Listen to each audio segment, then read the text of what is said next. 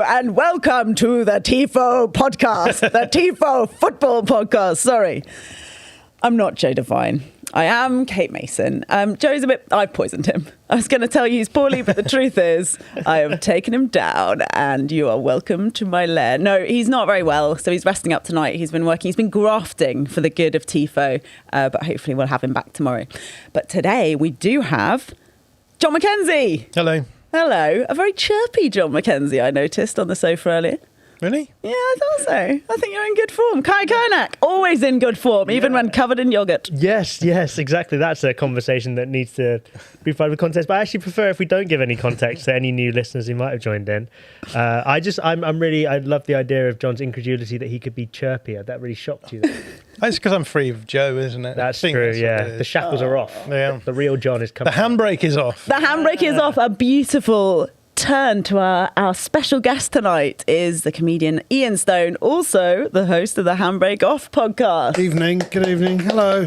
I got a round of applause. That's really nice. Absolutely. Thank you. It's so touching. It's because everyone's happy to have so much Arsenal representation in the house. Oh, as they always are. Should we just go home after now that we Of Arsenal all night long, Kate. You know what? Just for you. I have got some views on Saliba, but we'll come to that in a bit. We are recording this immediately after France versus Morocco, which we watched on our live watch-along on the Athletic FC YouTube channel. If you haven't been to a watch-along yet, come and join us. They're happening all the time, and they are the good stuff. What we talk about on today's show, France's win against Morocco. Oh, Kaya smashing up the studio. Sorry. We play a rondo. We have a little look ahead to Norway against England, and we chat a bit about Manchester United reaching a deal with Chelsea for Andrey Santos and Arsenal's rumoured pursuit of Bruno Guimaraes. And now there's a little bit of music. Lovely little music. There we go. It's like Joe's here, isn't it? It feels exactly the same. So France 2, Morocco 0. France are the first side into the semi-finals following their 2-0 win over Morocco in Boston. Kylian Mbappe managed to shake off his first half penalty miss to give France the lead with a wonderful finish. Ousmane Dembele then scored the second not too long after that, and that was enough to see France through, where they will face the winners of Spain against Belgium. Jon, tell us. Morocco. What went on? They were without Ismail Sabari. He was missing through injury, and it did feel as though they didn't really have much of a threat. Yeah, and then they were without a few other players who haven't been available for the tournament. We mentioned a few of them during the live stream. But I'm thinking in particular of Abde Ezalzouli, who got injured in, I think, maybe the game before the World Cup, one of the warm-up games. So he's a real miss for them.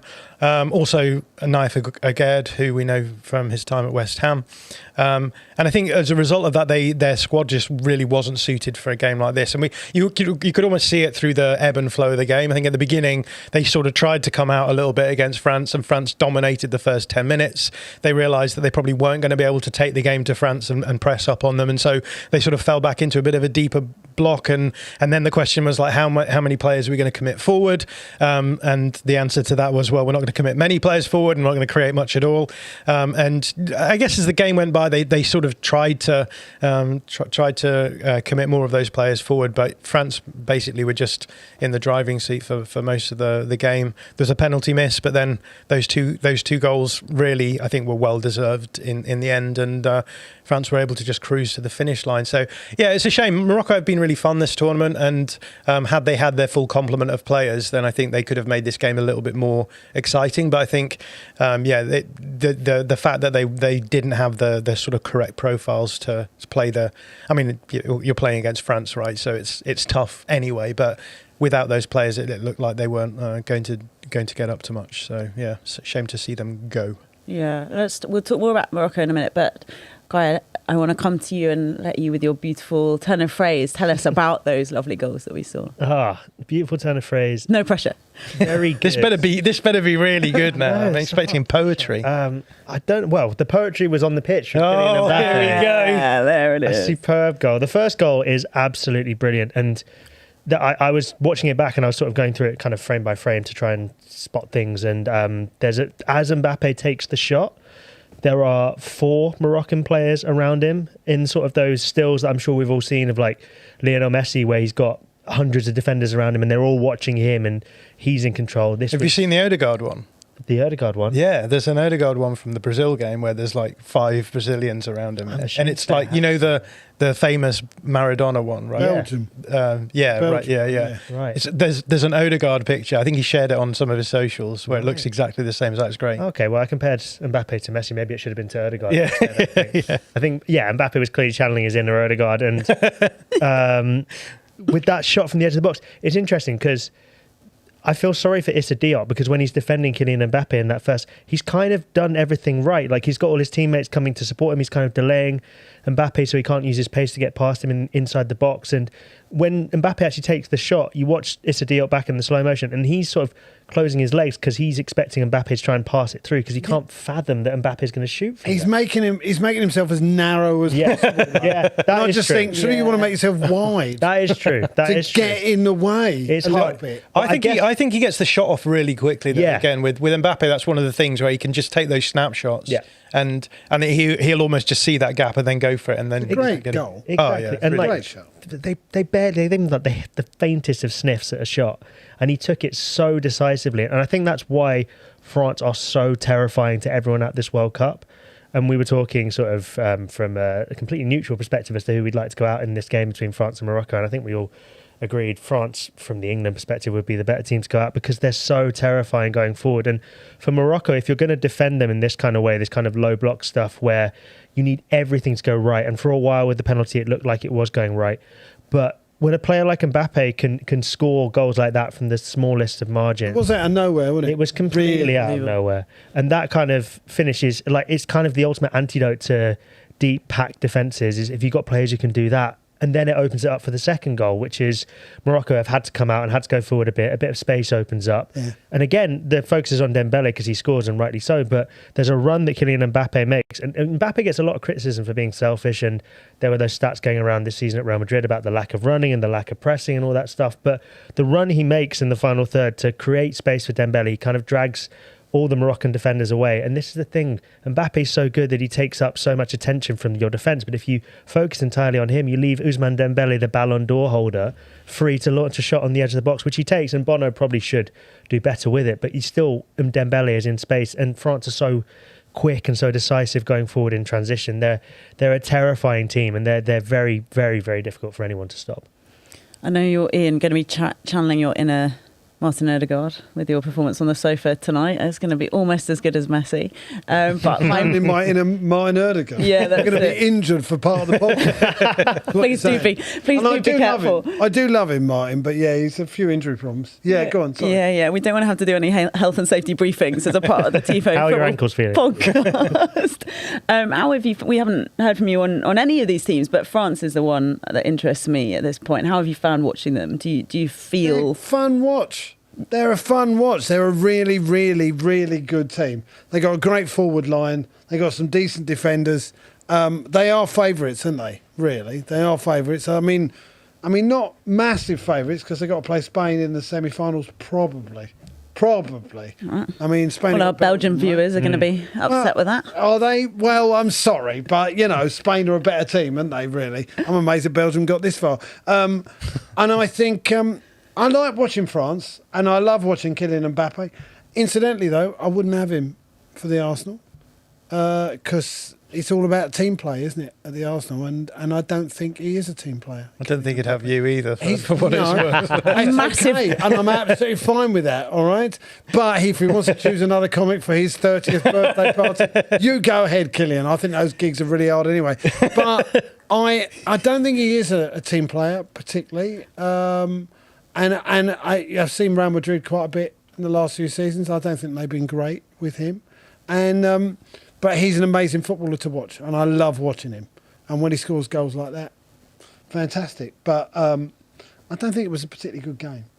No, I don't think any of us felt like it particularly was, and perhaps our friends on the watch-along sensed that by the end. But I think the vibration in my phone just now is Kylian Mbappe's representatives calling to say that they're very disappointed. Are they? Well, they'll get over it. Yeah. Is you serious? You seriously think you wouldn't have him? What, for Arsenal? Yeah. No. I mean, I think he's an incredible player, but we're talking about it's a team game, isn't it? Isn't it? We were just talking about that earlier. We're talking about basketball and football. It's a team game, and it's incredible. I remember watching Real Madrid, right, in the 90s, 80s, whenever it was, when they had David Beckham and they had Luis Figo and they had all these amazing footballers. But the reason they won stuff is because Makelele did the work of about 6 people behind them. And when he wasn't playing, they were not very good. And I think without people doing the work, things fall down a little bit. And France have got an amazing forward line. They've got an amazing forward line.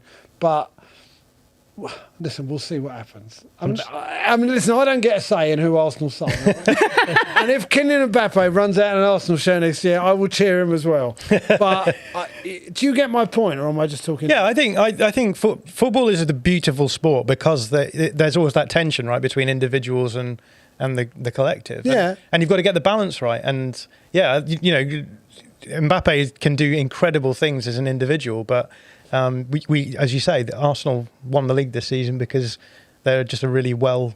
I'm just going to say, as the other Arsenal representative in the room, I should provide the counter argument and say I would take Kylian Mbappe. Well, there you go. There you go. It's 50-50. Yeah. We'll have a casting vote for someone. Yeah. You're a Tottenham fan. Would you have Arsenal taking Kylian Mbappe? Is it Ryan's hand up is because he's saying 100%. Of course, there's a further Arsenal. Right, fair enough. That doesn't mean, by the way, that you're right. Just because that's fine. I forgot that the density of Arsenal representation in this room right now is actually quite stressful. Carry on, Joe.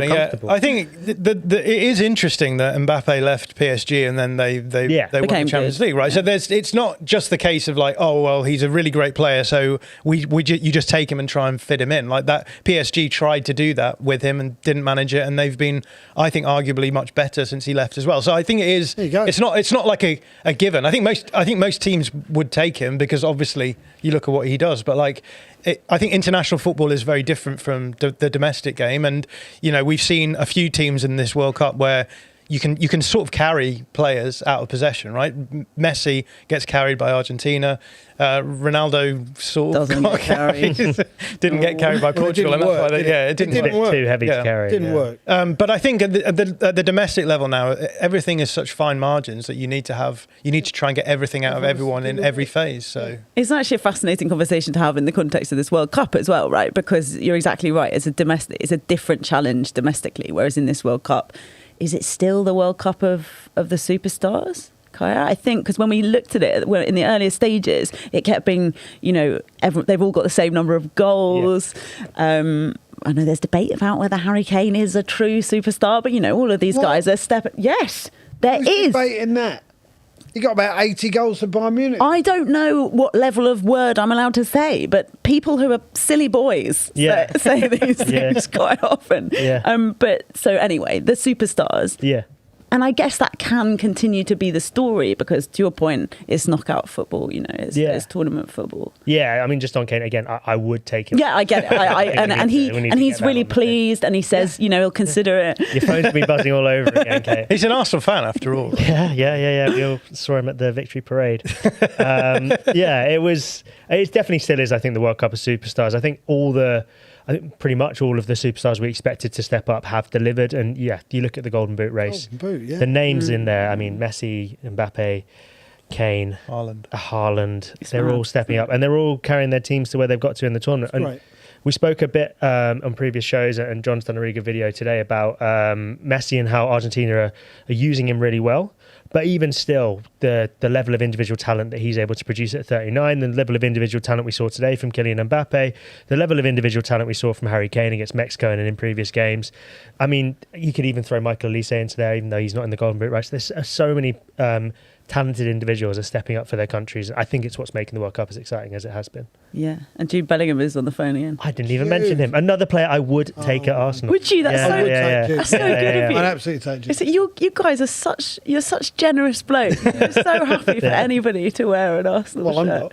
I'm not. Do you feel like we've learnt much from the last couple of games about France? Just to close this topic off, like about whether these guys, because Morocco is supposed to be the kind of big challenge. I thought Morocco the proper challenge. I thought Morocco would give them more of a game. Yeah. I mean, Paraguay gave them a game, but that was sort of different. They were just trying to kick them and push them about and Don't hate intimidate them, and it didn't work. And Morocco, I thought, would take it to them a bit more. Maybe it is the fact they're missing these players. I just thought it was a bit disappointing, really. I would like to see France challenged a bit more.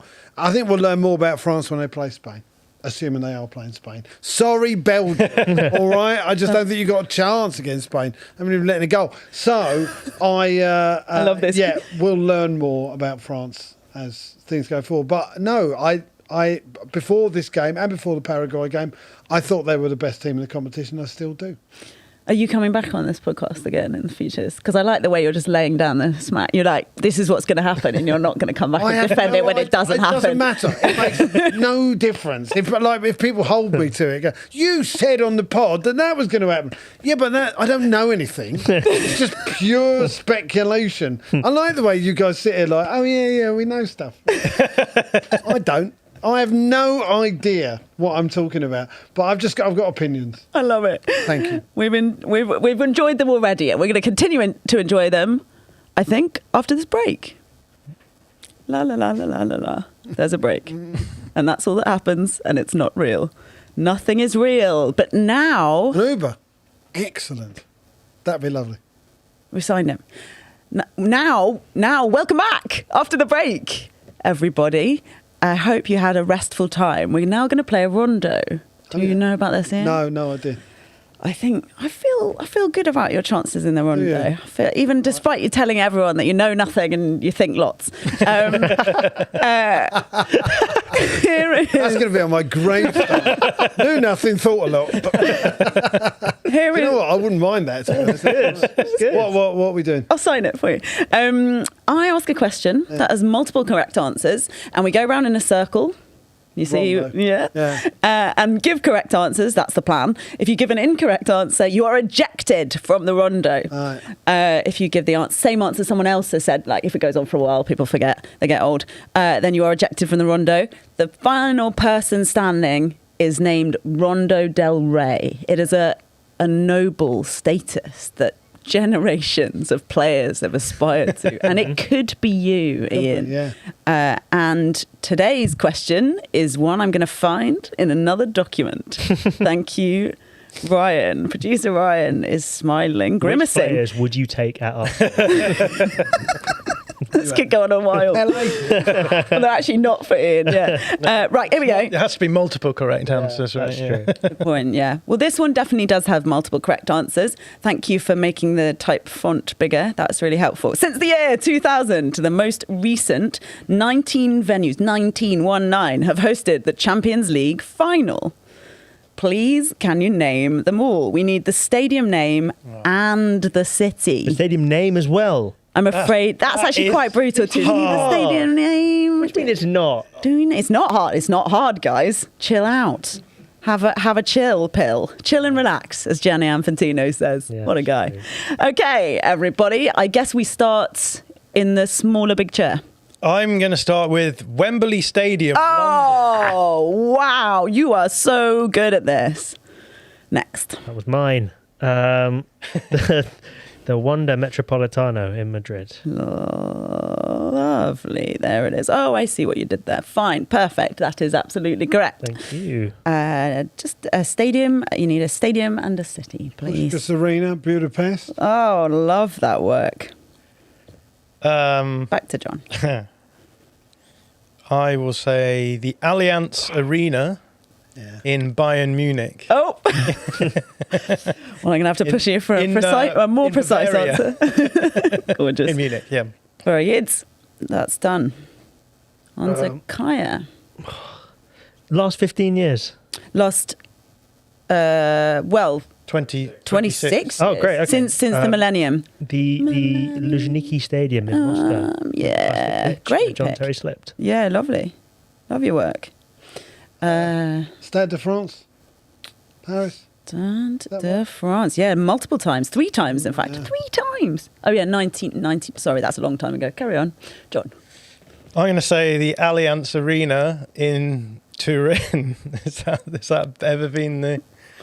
I don't. There's no. Oh, lovely little. No. I just went because it's cool that they both got the same name. Yeah, no, I like it as well. I think it's a sponsorship thing. Yeah, I'm sure it is. John, you are ejected from the Rondo. That's a gig I'd like. The weakest link. That'd be jolly. Sorry, Kaya. Old Trafford. Of course. Yeah. Whereabouts is that? Whereabouts is that one? Chester United. That biggie. Lovely. Oh, they disappear as soon as you've said them. So it's actually quite... a lot of power. The Old Trafford has disappeared. Yes, well... That's true, yeah. I'm struggling a bit now. You're not. You're doing great. Bernabeu? Madrid? Love that. Very good. Good idea as well. Good. Sorry. Oh, sorry. I forgot. Yeah, he's gone. Forget about him. He's disappeared too now, John. The Millennium Stadium in Cardiff. Millennium, yes. Yeah. Yes. Juventus. Yeah, Juve Real. I don't know why these are popping into my head. Yeah, I've never been to Millennium. I'm keen to. Well, Spurs don't get as many fines. Okay. Well, that's not true, is it? It's not true. Where else? You're just letting your colleague play for time here, which That's I true, appreciate. sorry.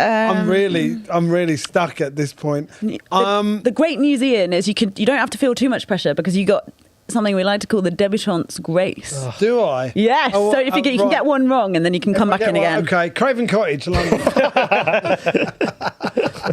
No, I'm sure there was a game there at some point. Did I get that wrong? You got that one wrong. Yeah, okay. But I like get another go. I like the idea. No, you get. Well, Oh, what? Have we got to come up with another one? is that your real guess? Come on. Just do lots of love. Do nice places. I'm thinking of one. Oh, how about the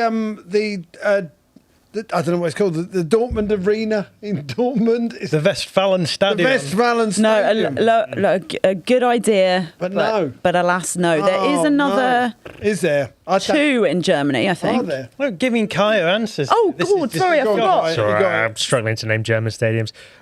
Is the Nou Camp one in Barcelona? I don't think it is. Oh, get wrecked. Hang on. Wait, does he get another go? He's out. He's out. 99. Oh, that is Yes. brutal. Don't tell me I've won. That's No, unfortunately. No, you've, I got to get another You've one lost. answer. Wait, is that did you think I don't Last know. 26 years. Well, I assume that That's Craven. 27 years ago. If my maths isn't very good, it's quite an easy one to do as well. Friends, this has descended Here we go. This has descended into disgrace. We're gonna give you another go. What about the? Well, no, they didn't do the San Siro. I don't believe they did the San Siro. So, I feel you know what, San Siro. What a win! Did I get it? Rondo Really? Del Oh, Rey. outstanding. That's Rondo a terrible stadium as Del- well. What's the name No, of- steady on. What's the name of the stadium in Istanbul? I love a bit of San Siro. Ataturk. Yeah, but I know what it was Ataturk. called, though. John, I'm going to tell you. Because I'm going to read the rest of the answers that you I didn't feel get. chased. And as you know, if Joe were here, he wouldn't allow shouting out Yeah, straight but after the end of the game. I feel You had free your because chance. He's not here. Well done. You want a happy me. You said before I was I chirping. think that's a mistake. Ataturk is the first on my alphabetical list. Yes. Just called the Ataturk Stadium. Ataturk Olympic Stadium in Istanbul. Estadio de Luz. What about in the Lisbon? Olympic Stadium in? Again, John, I'm Berlin. going to have to that one there? evict you from the room. I will not be. I will In not be Lisbon. evicted. That had two finals. Estadio de Dragão in Porto, 2021. Hampden Park in Glasgow. I could see that. I thought that was floating around in the ether. And I see Olympic Stadium, I think I'll go for in Kyiv. It was one in And What it was called. 2018. That Olympic was Stadium. Liverpool. Liverpool, Real Madrid. Exactly. First one, yeah. Yeah. Olympic Stadium in Athens, that was 2007. Olympia Stadion in Berlin. I gestured to producer Ryan, he knows where that is. Stadio Olimpico in Rome. And Gelsenkirchen in Germany. I don't. Well, the stadium's just called Gelsenkirchen. Well, no, that's all I know it as. Okay. Auf Schalke is the Schalke Stadium. Schalke. Yeah. Okay, of course, yes. Veltins Arena. Veltins. Oh, okay. That is my. I was definitely running out. Brilliant. I was. I'm not sure I'd have got the rest of them. Well, you didn't need to because I'm- you are I'm Rondell right. Del Rey and Yeah. you are a winner. That's a noble position, as Yeah. you said. It's extremely noble, and we Quite chilled out now. I might even accept Kylian Mbappe. That's great. That's great to hear. Let's talk about another game, a game that is on the horizon, frighteningly. Norway against England. We are a couple of days away from this one. Today, news broke that Jarell Quansah will miss 2 games following his sending off against Mexico. Here is some lovely writing from Jessica Hopkins and David Ornstein in The Athletic. Quansah was sent off in the early stages of the second half in England's 3-2 win over Mexico on Sunday night, his second appearance and start of the tournament following a video assistant referee review, also known as VAR. Under FIFA rules, ready for this? Any World Cup sending off offence is accompanied by a ban. Huh. Is it? Almost any. Gosh, okay. Well, that's right. That's according to Article 10.5 of the tournament regulations. But FIFA confirmed in a stadium on Thursday, 2 days before England's quarterfinal against Norway, that the defender will also be banned for his country's semi-final if they advance. The suspension, blah, blah, blah. I don't think I need to read that bit. Nah. So, I mean, I have a lot of questions, but we can just keep it about England, or can we not? I mean, the obvious question is, like, apparently if you get sent off, you do have to not play the next game, John. And that is a surprise to me, because I don't think that is what happens in World Cups these days. Is that right? Have I determined that correctly? You have. Yeah. No, I'm just confused, guys. I'm just asking questions. Yeah, well, apparently there is a clause in the FIFA disciplinary code that is it Article 37? Is that the one that they 27 is the one that says you can override anything even though you can't. Yeah, right. Yeah. So they would argue that they operated according to the rules. But yeah, in this instance, no Article 27 was invoked in this situation. So Quansah will be out for. And to be honest with you, I think it was. It's a red card. Yeah. It was a red card. It was 2 games though. Is it? So is that 2 controversial? now? Yeah. But it was a straight red, right? So It was. So was Bellingham's, though. Oh, really? It wasn't a great tackle, but 2 games at a World Cup. I mean, you only get 8 at the most. Seems a bit harsh. Yeah. To me. Yeah, with you. potentially. I mean, I think the only reason it's controversial in any way is because England don't have a huge amount of right-back options. Right? When you say huge amount, we don't have any. Is Reece James fit? Well, they keep toying with us on that, don't they? I don't know if it's just to make us feel I think good, it's pretty but I clear think he's not. Otherwise, I don't think that this would have been a story, right, if he was available. So the options are Jed Spence. Esri Konsa, Jed Spence. Declan Rice at right back. Declan Rice back. Well, maybe That is it. Yeah. That's your options. Maybe Esri Konsa will be better at right back. He doesn't want to break up the centre halves, though, does he? Because Because they're doing really well. are they? Well, they're doing all right. We're through. They're doing okay. Could start Dan Burn, I guess. He did great the other He did so well, didn't he? Did you love it? I Yeah, loved it. Clear it, Dan. See if you can get a header that goes over the halfway line. And he did 2 of them. It was amazing. He actually did 2 clearing headers and went over the halfway line. It's absolutely fantastic. Yeah, I don't know what we're going to do. I think they'll go Jed Spence, right? Yeah. Is that?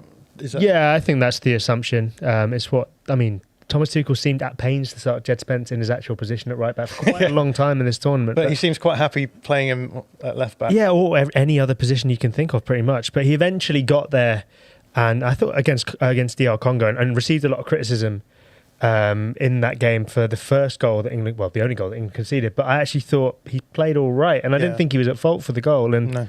I think if you've got an orthodox right back, I think it makes much more sense to use an orthodox right back than play a centre back out of position. I think he's done okay in this tournament. Do I think there are a better English right backs? Yes. Yeah, I do. Yeah. But I think he's done all right in this tournament. And the wingers that Norway have shown themselves to be pretty good this tournament. I know Nusa is a player who's shown great individual quality, scored a good goal, in the round of 32 against the Ivory Coast.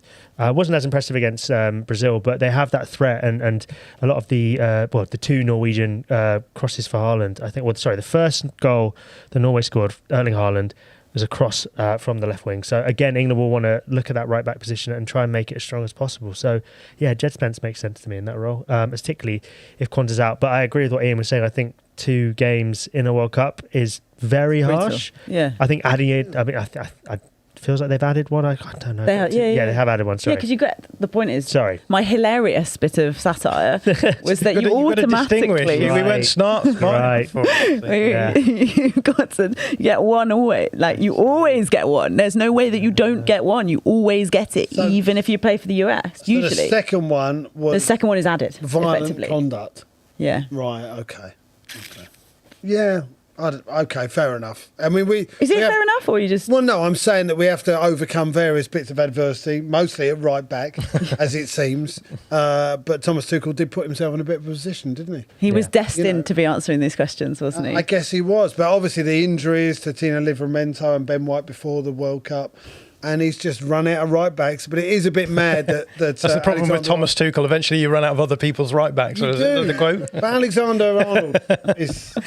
I mean, I'd like him to have been there. Yeah, and Of course. And at there this was point, the it's possibility ludicrous. they could have brought him right once the what was it? Who was it that dropped out? Livramento. Livramento. Oh, it was Livramento, who they then replaced with Trevor Chalobah. Is Yes. that right? Yeah. Okay. Yeah. And the argument being, well, we can play Gerald Kwanzaa as the right back instead. I think part of the problem here is that Tuchel does want to play effectively like a situational three, right? So it's not the reason why he likes Jed Spence on the left rather than the right, I guess, is because he's tended to use the left back in a more advanced role, with the right back kind of tucking inside and playing in that three most of the time. Against Congo, they pushed both fullbacks, which is why they were, I guess, happy to use Jed Spence. But in a game against Norway, it may be the case that he probably would have preferred a bit more of a defensive option. So it might be interesting to see whether or not, on that basis, whether or not Ezri Konsa is used instead. And then, you add someone to John Stones, I guess, to that mix. And and then you'll get Nico O'Reilly pushing up, and then the other three forming a back three. He's an unbelievable player, isn't he, Nico O'Reilly? Oh, I mean, he's what, 19 or something? Such a kid. And he's just such a unit, and I love watching him. Unbelievable. But listen, we're better than Norway, right? I mean, we are better than Norway. Yeah, but we just spent a lot of time talking about how in international football, like a superstar can make the difference, and they have Erling Haaland. So I guess the question is, I mean, it's on the running order. We got two superstars. Yeah, Harry no, of Kane course. and Jed Spence. Yeah, you would expect England to win that game, but the possibility exists that Haaland goes on a mad one and does it's it. true. And if we beat Norway, the possibility exists that Argentina take it away from us. Sure. Lionel Messi, that can happen. But I'm just saying, if you're England play Norway 8 times out of 10, we beat them. Yeah, I thought the same about Mexico, but apparently that was the hardest game that's ever been played by an England team since the final in 1966. Did we mention it was at altitude, though? Dan Burn is always at altitude. Hey! Imagine how he feels. It's even harder for him. We've moved from satire to slapstick here. I think that you're right. Obviously, this is the issue. Is Erling Haaland is an issue? I mean, he's going to score. He's going to score. He's going to score a couple of goals. What is it? 17 games or something? International I games. think it's 100. Yeah. 50. You like him? I like him. You know? He's a very likeable character. And obviously, there was the whole with Arsenal fans. There's sort of things going on. Be humble, stay humble. and all that, right? That's great. But That's great drama, isn't it? it was great drama, and I reproduced it in my Edinburgh show. Nice. You know, and I love doing it. But he looks like he's having fun. Yeah. And I have to say, good luck to him. Really. He wears it well, except, doesn't he? Except on whenever it is. Saturday night, yeah. There's not many players who reach that level who were that comfortable in their own sort of roles. No, I don't think there And I think are. that's quite nice to And see. he's a phenomenal talent. Yeah, absolutely. Phenomenal. Since we're plugging our work in my Metro column tomorrow, you can read about how I think that Erling Haaland, despite the fact that he shouldn't on any level, he fits the bracket of cult hero. Even though, of course, someone who's that good should not be able to be a cult hero, right? Because he's just one of the best. So why? So what are the Partly because he loves it, so much, and the joy that he shows when he's in the kind of goofy pleasure that he seems to get from playing football and expressing himself and all this. I don't mean actually so much on the pitch. His social media presence as well is pretty yes, numerous. and that funny. Yeah, he's very funny. He's got a good Snapchat. I'm told. Yeah. Have you seen the thing that's doing the rounds on social media? Yeah. The content creator, this young girl who's like does a lot of hair stuff, but she looks very similar to Haaland, and he commented on one of her videos because she just looks incredibly. And now she's doing like loads of how do I put my hair like Erling Haaland. It's quite fun. But stuff like that, I think, is really he just feels quite normal, doesn't he? When he'll do something like that, he'll just drop comments into social media channels. So the one I was going to talk about was there's this video going the rounds of him. He recorded some sort of song with his friends when he was 14, along the lines of like, oh yes, it's something like I don't want to go to school and do homework. I want to go outside and just hang out with my friends and play football. Yeah, and that's been remixed into this sort of pop track that's been released, and I think is doing like really well in the charts in Norway. So I think when that kind of stuff, it humanizes him, and he's done his own YouTube channel as well, where he talks about how he eats raw meat, of course he does, steak, and all that kind of steak, stuff. And raw milk, isn't that? And raw milk. Yeah. Now that's not what we support on Tifo. You shouldn't be drinking raw. But you milk. can put yogurt on your body. That's fine. That is we do support raw yogurt. That's endorsed by Tifo. So Holland's going to score. I think this much is the case, right? Katie and Stones know how to deal with him, though. Yeah, but is it not, to quote a very lovely lyric, is it not the case we score one more than you?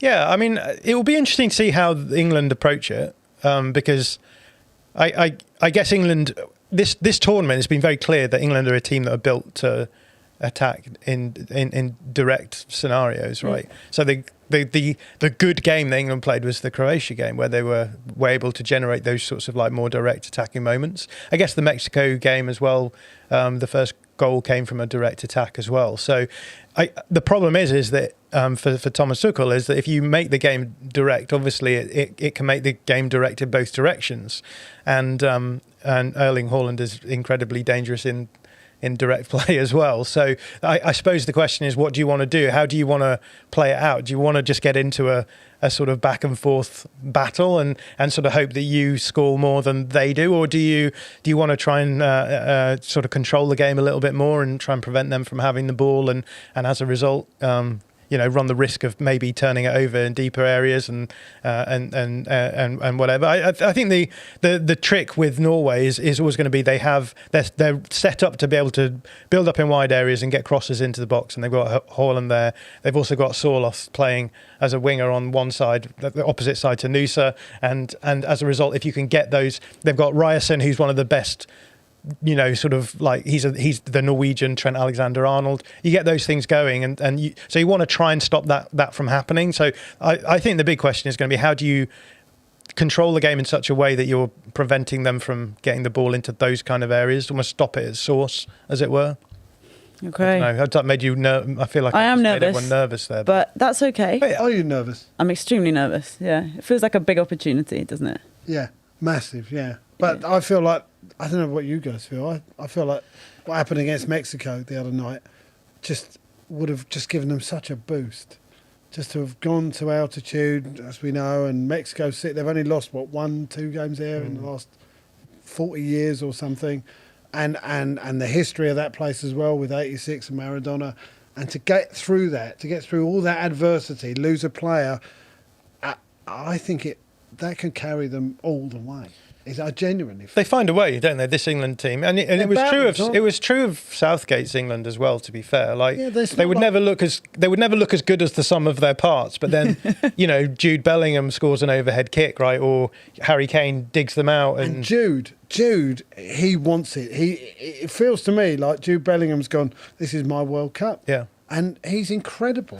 He's an antagonist, isn't he? I think that's that's so interesting about. We've talked about this before, because we talked a little bit about how on one stream about how Harry Kane sort of has an air of calmness about him and sort of gets things done. Whereas with Jude Bellingham, you get the impression that he almost wants to feel as though the world is against him, and in those moments he can really come out and perform at his best. Which is why I think so many of the games it feels as though England sort of dig themselves out, because if they are in those scenarios, then he's precisely the player to produce. So, but at the same time, this World Cup has been. I'm with you. I think that England should beat Norway. I think the odds are stacked in their favour. But this World Cup has been often the underdogs causing problems for the teams that you expect to do well. So, yeah, I guess anything can happen. I suppose my feeling is I want to see England Argentina, because I really do. I will be cheering on if we win. I'll be cheering on Argentina to beat Switzerland, because I just think it'll be the best game to watch the emotion of that game. The Argentinians, it's like a religious experience for them, right? And it was in Qatar and it is again here. And the England fans can definitely be up for it. I think that will be a spectacle. Feels like it's been a while since an England-Argentina game as well. It felt like they were really common. Like '98 was when they got knocked out by Argentina, and then it was the following tournament was they faced each other again. Group stage, yeah. Exactly. I don't want to. There's not been a World Cup don't meeting think since they then. So I don't think there has. Not England and Argentina. No. I don't want to dismiss Norway. They're a good team, and I've got a lot of time for them and their fans. And I love the drum thing at the end when they do the rowing and all that. Great, it's great. And I was there recently. And by the way, the fields are the most amazing thing I've ever seen in my life. But I want to watch World Cups for those emotional, slightly unhinged games. And that's why I'm enjoying watching England, because it is a little unhinged, and Argentina are the same. I want to see those together, see what happens. Unhinged is what we want. I absolutely agree with you. Possibly with the exception of when England are playing, I just like them to. Really? Well, I don't know if I want to. I don't know if I want to enjoy it. Like I enjoyed it so much. And you enjoy it anyway. I mean, it's not difficult. It's not easy to enjoy England at the best. Exactly. I agree, but I would rather see England win 5-4 than 1-0. Get it in the chat. What's your view? Also, just in the chat, or in my private chat with producer Ryan, that to end this section, which it kind of doesn't, but just he's put, and this is beautiful writing as well, worth noting 2 games is the minimum for serious foul play, which is what they've given it for, which was also, fact fans, the same reason as Balogun. Fact fans. Time for a break. Okay, everybody. Lovely adverts. Don't have to act them out. Don't have to play the flute. We've got a couple of bits of transfer titillation here. Welcome back, everybody. We have an agreement that Manchester United have reached with Chelsea to sign Andrey Santos. Here is David Ornstein. He says United will pay a fee worth £48 million plus £2 million in easily achievable bonuses. I like the sound of those. Chelsea set to retain a 10% sell-on clause for the midfielder. He can play 6 or 8. He's agreed personal terms with United. He's been given permission by Chelsea to travel and to complete the transfer. Yada, yada, yada. He's done some stuff. Casemiro is going. Manuel Ugarte is out for a long time with his knee ligament damage, which is a very bad thing for a footballer to have. How is this going to work for United in midfield? I think I can see how Andrey Santos pairs kind of well with Kobbie Mainoo in midfield, where United kind of played an old school double pivot last season after Michael Carrick took over, which freed up Bruno Fernandes to be a 10 further up the pitch, which, you know, I think everyone except for Ruben Amorim pretty much knew was his best position, and that freed up him to get the best out of him. It also got the best out of Kobbie Mainoo, who had a good end to the season, which is what got him in the England squad. And Casemiro kind of was ostensibly the deeper line midfielder. There were times where he'd kind of go walkabout, but that was his role, and that role will now, if he's a regular starter, will fall to Andrey Santos. And he's done that at Chelsea, sitting slightly deeper, and under Liam Rosenior at Strasbourg, he would drop deep into the back line and sometimes pick up the ball off the centre-backs. If United are transitioning into that style of team, then he's a good player for that. But he also enabled Moises Caicedo at Chelsea when he was playing in the team to go up a bit further forward and be a bit of a destroyer further up the pitch and win the ball higher up the pitch for Manchester United. And he does things sort of simple. He plays sort of simple, smart passes, nothing too crazy. It's the kind of play. It's actually quite like Michael Carrick in the way he plays the game. Right. And I can see it working well for United. It kind of makes sense. And if you look at their squad and where they need the most reinforcements, it's central midfield. And you couple that up with the likely arrival of Ederson from Atalanta. And it kind of makes sense to what they're doing. I still feel like they'd probably need another body because they're going to have more games with Champions League, particularly now that Ugarte's out. But I think Andrey Santos seems like a smart signing, still quite young as well. Smart move, I would say, from Manchester United. Chelsea going to be all right? Chelsea will be all right, yeah. Chelsea will be all right. Probably. All right, good. Bruno Guimaraes, everybody. Apparently, he too has been on the phone and says he now wants to join Arsenal. Great news. Big question is, though, is Ian Stone going to take him? Would I have him? Would you have him? He's not much of a penalty taker from the looks of things. Yeah, I saw that. There was a lot of chat on social media when he missed that penalty. Yeah. Well, he's not one of the 5 then. Yeah, Well, first question: will Newcastle sell him because they just sold Tonali? Excellent question. And, they don't really want to lose the two of them, do they? So they've said no. He said this again. David Ornstein with the authoritative stuff. He says Newcastle insisted at the time they would not entertain bids for Guimaraes. There's been no club-to-club contact so far. I always think that sounds a bit pervy, doesn't it? And the Northeast side are currently maintaining that position. Okay, so yeah, exactly. I like watching him play. I think he's got guile. I like the goal he made. Brazil scored a really nice goal when he slipped Cunha in. It was against Scotland. Yeah, the third goal. Yeah. And I really liked Scotland. what Guimaraes did in that situation.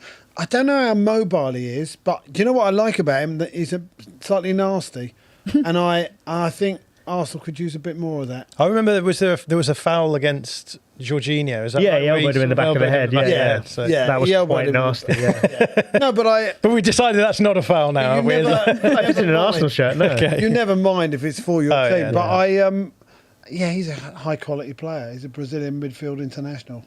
And also, it's not that expensive, is he? He's not 120 million, he's like 60 million quid. Listen, they obviously they've been pursuing him for a while, Yeah. the Arsenal ones. So In June, the verbal offer was below 60 million, is what we know. Right. Well, I'm not sure they're getting for any less than that, but they have been pursuing him for a while, so they obviously have a place for him in the team. And the more the merrier. He's good enough.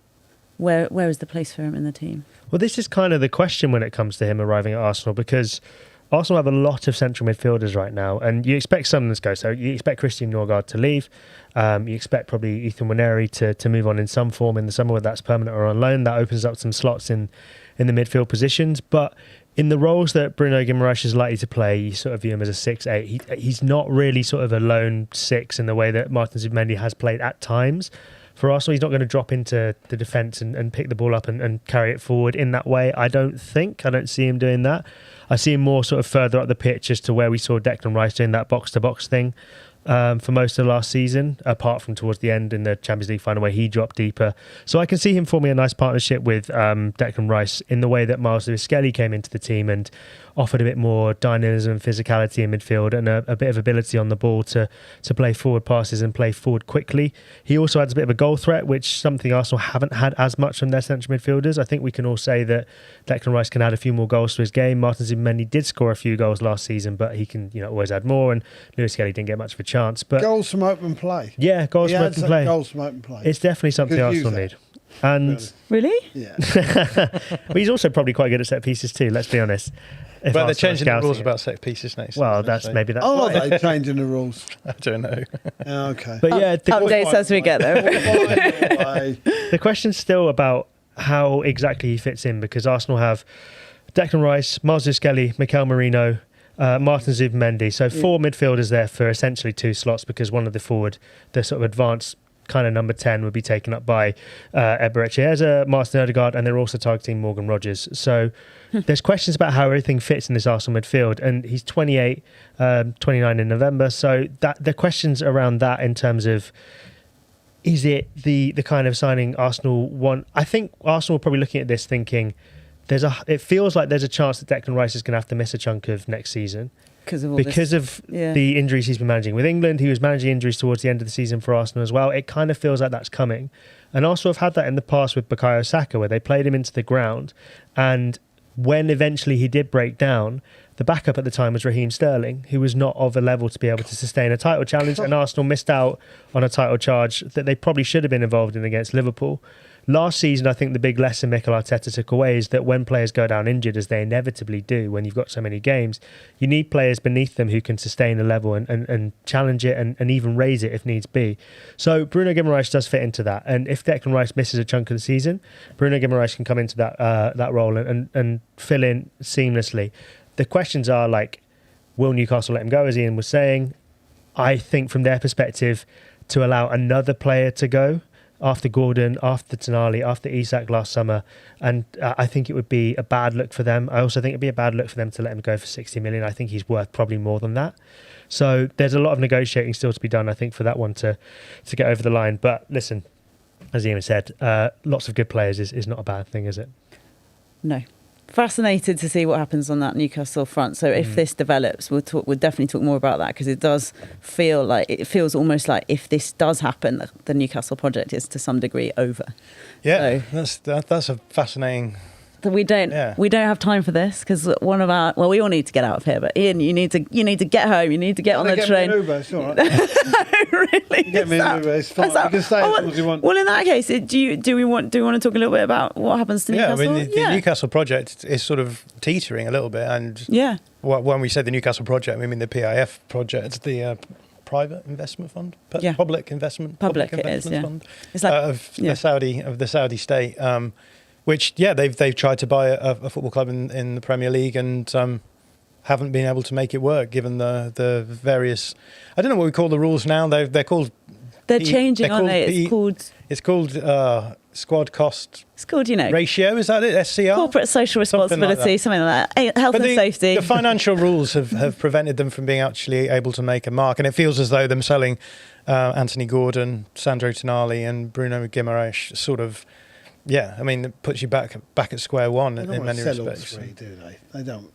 They don't want to. No, but they've. The reality is the other midfielder who's gone for 100 million plus this summer is Elliot Anderson, who sort of went the other way in a round. Yeah, exactly. So Newcastle let him go in order to. Well, I can't even remember what that deal was. It involved the Greek goalkeeper Vlachimidos. Yeah, is that his name. Yeah, something like that. Yeah, and it kind of ended up, I think, with Jacob Ramsey ending up at Newcastle and some sort of Aston Villa involvement. It was very complicated. Yeah, it was a complicated thing, but again, the reality has been that they haven't managed to generate value through the players that they've signed, despite the fact that a lot of those players have turned out quite well. And yeah, I guess if they let all those three go, it will obviously help them balance the books, but it puts them sort of back at square one in terms of building a team that can consistently break into that top four. So. Or five now, I suppose. Yeah.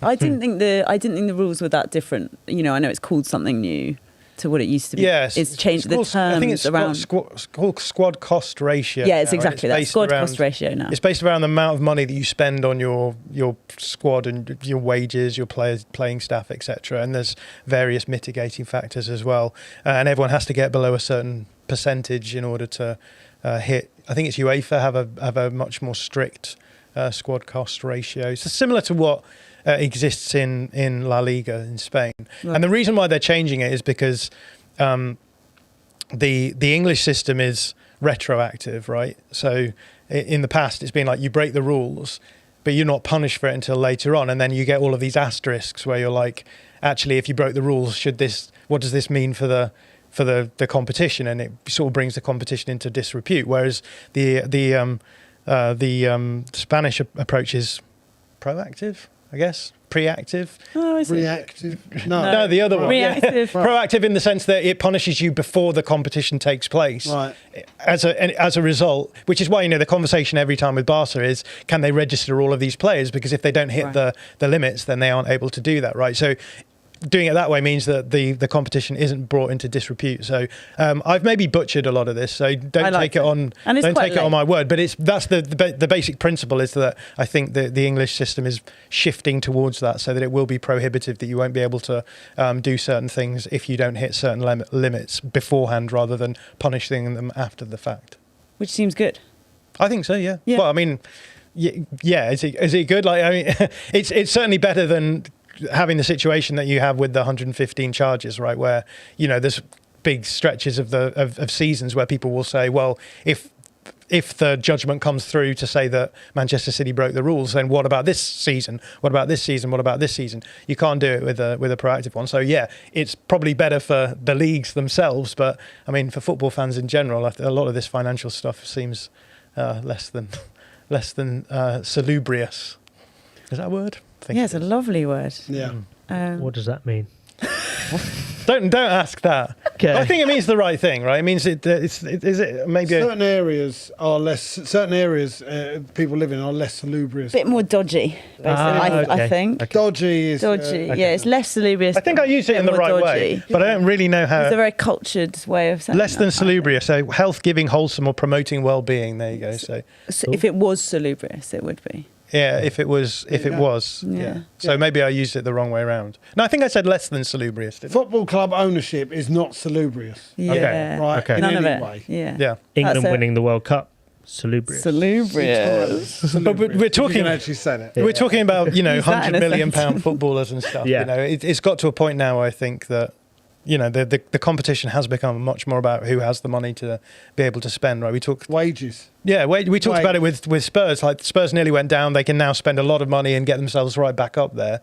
Where we've talked about Newcastle's, we've talked about Villa, where they haven't been able to get on board and generate the amount of income that justifies them spending that amount of money. So it almost feels as though like there's that gatekeeping at the very top where no one else can really catch up. And then you have these clubs lower down spending above their means in order to try and get there anyway. But anyway, that's another story for another day. We will solve it. But not tonight. After the break. We've got some adverts. No, we don't. We're actually about to wrap things up unless producer Ryan's got any big ideas about more segments that we should add to this wonderful show. There's no points are bad tonight, but I understand someone got a win. Someone predicted 2-0, so we can get back. Don't you worry about it. We will talk about that tomorrow. And hopefully Joe will be back as well. Feel better soon, Joe Devine. And you have all yourselves been, of course, Devine here in the studio. Have you had fun, Ian? I'm thinking of retiring at this point. Just this is it. This is your. This is the pinnacle for me. Should we each make a speech on your career? To be honest, I'm not sure I can ever get out of this sofa. I'm sinking lower and lower down. No, it's been great. Thanks for having me. We must winch Ian out of the sofa. We must say goodbye to Kaya and to John and to everyone in the background who I forgot to thank last time when I did this for the first time, and now I'm in a sort of nervous sweat that I'm going to forget people. Producer Ryan, producer James, producer Dom. Is there anyone else here in the house? No, that is everybody. You've all been fantastic. So have you been. We'll see you tomorrow.